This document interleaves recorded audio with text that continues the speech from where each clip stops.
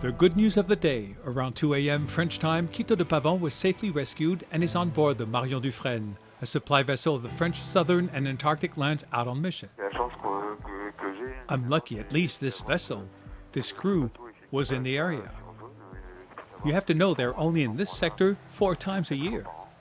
It's complicated. I'm a little confused. This is the first time I abandon a boat. I don't bring it back somewhere. It's hard for the morale, for the mind. It's tough for me today. Lots going through my head.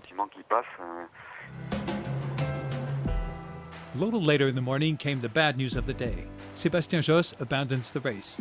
Weather conditions having improved, he was able to measure the extent of damages on his port-side foil and explain it wouldn't be reasonable to go on with a more than half of a world-around race.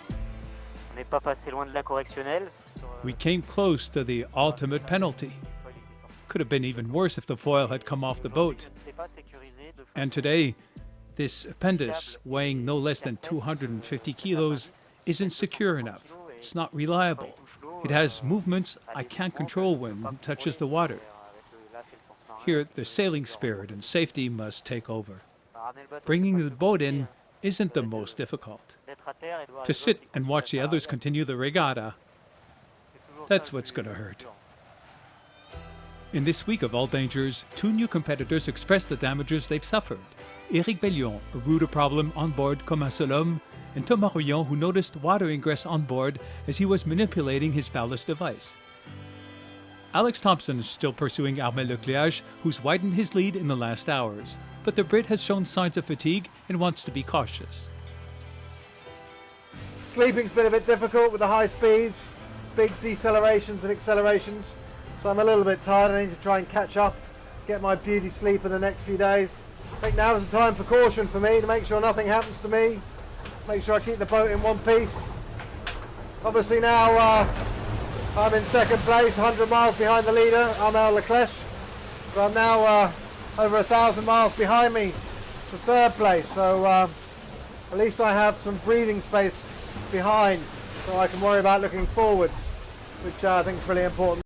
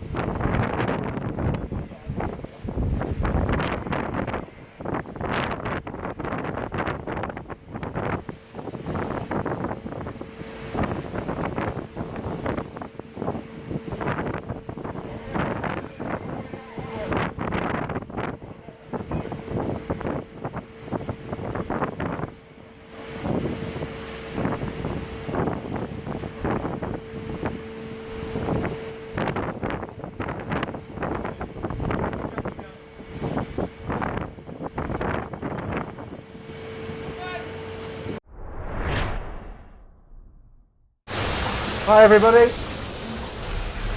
Well, things going good on Hugo Boss. It's been a hectic couple of days with a few periods of quite a lot of wind, and the next few days are going to see the same. I'm going to be sailing into a low pressure this time. It's going to be stalling off of New Zealand, and we're forecast to have up to 45 knots of wind, which could see some quite big gusts, maybe up to 50-55 knots. So there's a few hectic days to come. Certainly I'll be approaching with caution. The fleet the last few days has been a bit hurt. Obviously poor old Kito de Pavant and his problem with his keel, terrible news for him. And Jatana, damage to the foil, and various other problems with rudders, etc. Koji being dismasted. So I think now is the time for caution for me, to make sure nothing happens to me, make sure I keep the boat in one piece. Obviously now I'm in second place, 100 miles behind the leader, Armel Lecleac'h. So I'm now over 1,000 miles behind me to third place. So at least I have some breathing space behind, so I can worry about looking forwards, which I think is really important. Everything's pretty good on Hugo Boss. A few little jobs to do, but nothing too important. It's the bigger waves down here. They're certainly extremely wet. So the old roof is staying covered and the Vendee house keeps me nice and dry, so I'm happy about that. Sleeping's been a bit difficult with the high speeds, big decelerations and accelerations. So I'm a little bit tired. I need to try and catch up, get my beauty sleep in the next few days. Hopefully, as I'm sailing into this low pressure, I'll get a few moments to get some good sleep. So yeah, apart from that, all good. Looking forward to getting past New Zealand in 5 days and hopefully getting around the Horn in maybe 3 weeks. Thanks for that. And good day, welcome to the Vendee Globe Live, our little slice of English from the racecourse. It's day number 32 and still the Southern Ocean is at its uncompromising worst in some respects. Special guest today, Bernard Stam, a skipper who well knows the highs and lows of racing in the south. 3 Vendee Globe races have eluded him so far, unfortunately, but of course he has got 2 round the world race wins to his credit so far. Welcome, Bernard. Thank you for staying with us. And Guillaume Demay will be interpreting some of the French skippers have been saying. So good news last night with the safe recovery of Kito de Pavant from his damaged IMOCA. He was aboard the Marie de Fresnes 2 at around about 1 o'clock this morning. A great deal of relief all round, but very sad for Kito to have to leave his boat. Thomas Riong, meantime, has announced water ingress. That was some damage this morning. The ballast scoop of his boat has fractured. He has been taking in water. He's heading north and plans to make a repair in quieter weather. Also, a rudder problem announced last night for Eric Bellion, also making a course to better conditions and plans to make a known fix. And just before the start of the programme, the retirement of Seb Josse on Edmund de Rothschild was announced. He is really unable to go on in the race in safety after damage to his port foil and the mechanism there. Seb spoke to us earlier on in the day. Huge disappointment for a skipper who has had to retire from the last Vendee Globe he did as well, and who really was one of the favourites for this race. And he had been modulating his race very well. And as I say, we spoke with Seb just before the start of the programme. Yeah, Seb, just tell us, what are your feelings at this moment? My feeling at this moment is not a happy feeling.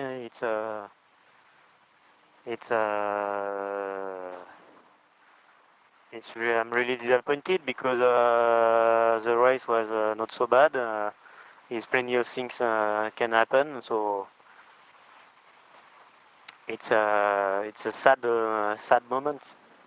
When did you realise that you would have to abandon, you would have to stop? Well, I realized, I tried to realize it really late, to try to keep going so that I don't go in the ice wall, try to fix the problem and to be clear with the race. And but the technical point is too complex to solve alone. So it's you realize when you say I can't do anything more what I do today. So the words of Seb Josse earlier on in the day, heading towards Australia and unfortunately out of the Vendee Globe. Otherwise, the leaders are closing to the longitude of Tasmania and the Pacific Ocean. Harima Cleac'h on top by 120 miles. And meantime, Roman Attanasio is approaching Cape Town with about 55 miles to go. Let's look at the classements. Let's look at the situation at midday. Harima Cleac'h, as I said, on top still, making 17.2 knots. Alex Thompson, 131 miles behind, making 20.5 knots on the speed gun this morning.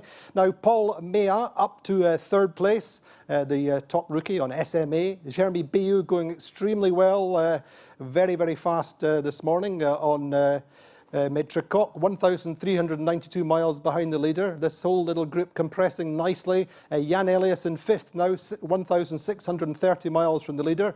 Jean-Pierre Dick up to sixth, 1,809 miles. Jean Le Cam, we spoke with him in the live French, and he is now in seventh, 2,185 miles. behind the leaders. Louis Berton, Thomas Riong is who we said has a small problem just now, is still up in 8th place. Louis Berton in 9th, 3,091 miles behind the leader. And there's Stéphane Le Deraison breaking into the top 10 at 4,011 miles behind the leader. So that's the top 10 at midday. Now then, Bernard Stam, it must be quite strange for you to be here in the studio seeing all this going on when you're normally out racing. Not so strange. It's strange to be here in Paris. Normally, I should be at sea on a maximal T-hull, trying to break the round the world record. But we stopped our attempt near the equator, and we came back because it was not so good weather to imagine to break the record. Then we came back.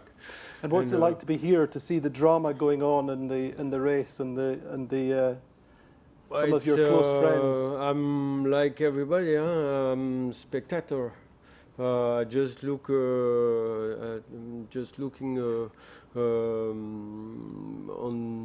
on the videos, hearing the news, and I'm happy to know that Kito is safe, and it's part of the Vendee Globe. Problem you don't make this race without problem. And what's your thoughts on the Vendee Globe now? Would you like to do it again? Yeah, why not? It's when my boat broke in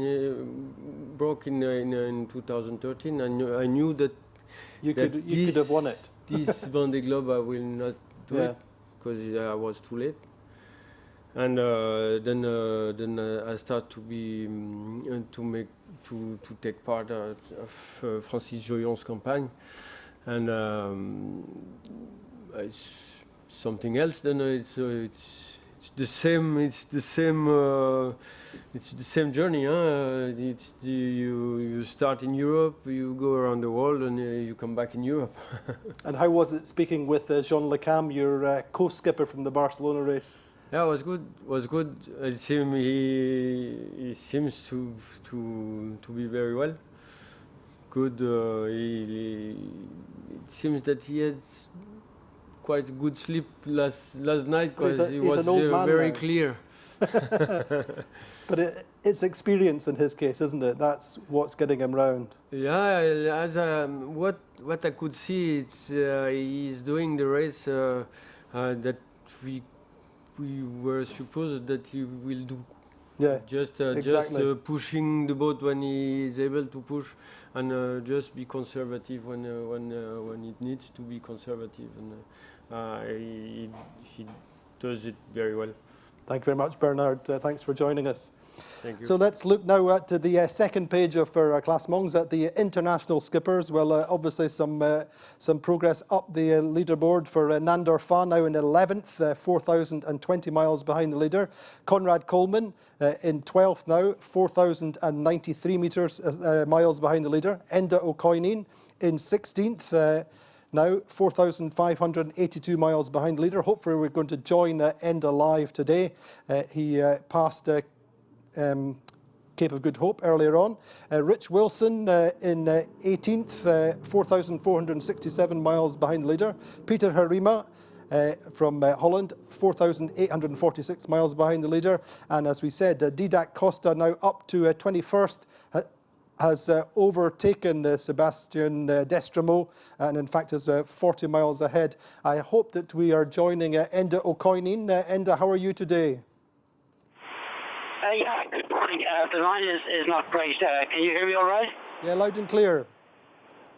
Yeah, it's a beautiful sunny morning. The sun is bouncing off the wave tops. It's a good welcome into the Indian Ocean. I think Cape of Good Hope used to be called the Cape of Storms, so it was a public relations man who changed his name. So it's been quite turbulent the last few days. Yesterday was particularly bad. And I'm glad to be through that, and now we're yachting along here at 22 knots of wind speed, and we're doing about 16 or 17 knots. So it's absolutely brilliant sailing. So absolutely brilliant. Well done, Enda. Meantime, there's been a reasonable amount of damage and abandons in the fleet. How does that affect you? Hello? Yeah, Enda, I'm just asking about the skippers who have had to abandon, the skippers who... My side. Say again? You can hear me quite clearly. I can hear you loud and clear, Enda. Speak up a little. Yeah. Sorry? I'm just asking if you're affected by the skippers who have had to abandon, likes of Kito and Seb Josse. I'm very concerned about that. First of all, I'm delighted to hear that Kito's all right. You know, it could happen to any of us. We're sailing along and suddenly ramp, you just don't know what's there. There's the bit we can control, which is, you know, running the boat and keeping it all working and making sure we have the right sails up to the right condition. But it's the bit that we can't control that really frightens me, because you just never know. You know, and I am concerned for the other skippers. You know, my heart goes out to them. Okay, one competitor less, but really I'm really just want to get around, and if I don't, I don't. I'm quite philosophical about it, because you really don't know what's going to happen tomorrow. And so far so good, but it kind of keeps you on the edge, you know. And as Winston Churchill said, if you're living on the edge, you're taking up too much space. So I sort of feel that way a little at the moment, taking up a lot of space on this risk game, and it is a risk. It's a game of poker, really. But in the meantime, you're up to 16th, and your race is getting progressively better. Sorry? I said, in the meantime, Enda, you're up to 16th place. Yeah, it's a bit embarrassing. I really didn't expect to be doing that well. I started off the first 2 weeks, I really, as I said earlier, went my own way. I have a fascination for islands, so I went down by the Canary Islands to have a look. I have some friends there, and I should have really gone more west with the rest of the fleet. So we did a strategy which was to dive south as soon as we could, and I think that has paid off. We were about 400 or 500 miles, you know, from the middle pack, and we've now overtaken 2 or 3 of those boats. So that's good. I'm just really sailing my own race. Just careful not to push the boat too hard, but she's a good boat, and I just like to do justice to the boat. And from a personal perspective, it's really just an extraordinary journey. The psychological part, what goes on in your head, that whole brain game, and so that to me is the most interesting part. And you go through some incredibly highs, good highs, and also lows. Tonight you wouldn't want to have talked to me, because I had a small leak in the boat that got accelerated by the pressure of the water, and my 2 sleeping bags got wet, and I was wet and miserable. But you know, now the sun is out and the sun is shining and things are warming up. So you know, it's a love-hate relationship. I'm in the love bit at the moment, but hate is never far from around the corner. I don't know if that gives you a flavour as to where the Cullen Voyager is at. Anyway, and all the best. Thank you very much for speaking to us. It's a privilege as always, and good luck and good speed on the Cullen Voyager. Hello? Yes. Sorry, forgive me, but I'm just not picking up your question awfully well. No, what was that again? I'm just saying thank you for speaking to us, Enda. Thank you. Hello? Oh, I think we're just losing Enda there. But obviously in quite good spirits, having got past the Cape of Good Hope and into the Indian Ocean. He said that he's having a little bit of a love-hate relationship with the race. He's had some highs and lows, but overall in pretty good shape, and just progressing steadily up the leaderboard. He's one of the skippers who said his only objective really was to get round. This is about a life experience for him, and he really is doing quite steady work. Meantime, Peter Harima is having a safe, secure race also in the same part of the fleet as Enda. He's been working hard with some small problems. He passed the Cape of Good Hope, and he told us that he didn't even really notice. And this is what Peter Harima said to us earlier on in the day. I noticed 5 minutes ago. Since sunrise, I have been working like the devil was on my back. because I had a short moment of respite in the wind, and I had a whole list of things to do that really needed tending to. So I've been on the foredeck working like a dog. And actually, now that I have everything cleaned and the boat going again, I took a look like, where am I going? And I noticed, hey, I passed it. So I have no feeling really. I'm very proud about all the repairs that I did, and yeah, I'm happy to pass it. But until just a few minutes ago, I didn't even know. And well, the wind is back, and we're at 18 to 22 knots of speed. I don't know if you hear the noise in the background. What repairs were you doing? What was your problems? The tack of the forward sail had shaved through and was slipping in its jammer. So I had to fix the jammer, and I had to replace the rope there, which is a bit nasty because you have to lie on your stomach on the foredeck with all the water coming around. Your tools are underwater, and so it's a bit difficult. But I got it all fixed, and within a few centimeters of the old position. So I'm really very, very happy about that. Furthermore, I lashed the rudder, which yesterday I had a problem with. This time with the starboard rudder, same problem as I have had for 4 weeks with the forward rudder. But now I fixed them in place. I just hope that I don't hit anything, because then I'll rip them off. But now they'll stay down. And then I did some other, a lot of little other things as well. I checked my repair on the foils about 10 days ago.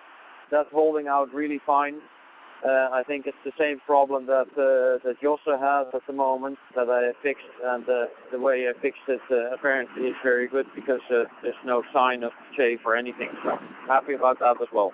So everything is good with the boat now, and everything is good with yourself. How are you? I'm fine. The big worry is gone now that I have these things repaired. So that's a happy feeling. That's good. And how do you feel about moving into the Indian Ocean and the weather ahead of you? Yeah, the weather will increase now for the coming days. It will be quite windy. I mean, nothing super spectacular, but still in the 25 to 35 knot range. So that's another reason why it was really important to get these things done, and that's why when I woke up and I noticed the boat was slow, I immediately jumped on it and started working. But I'm fine.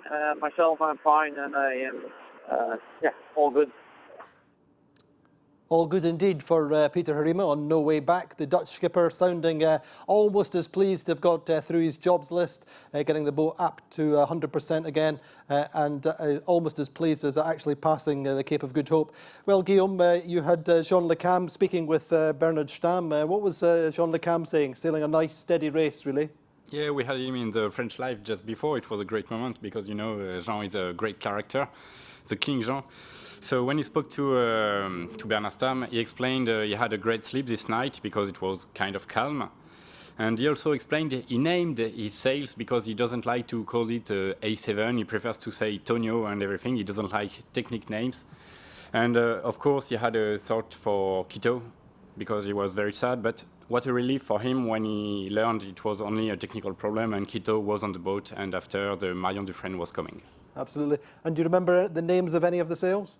We had Tonio for the A7, and for the little one we had René.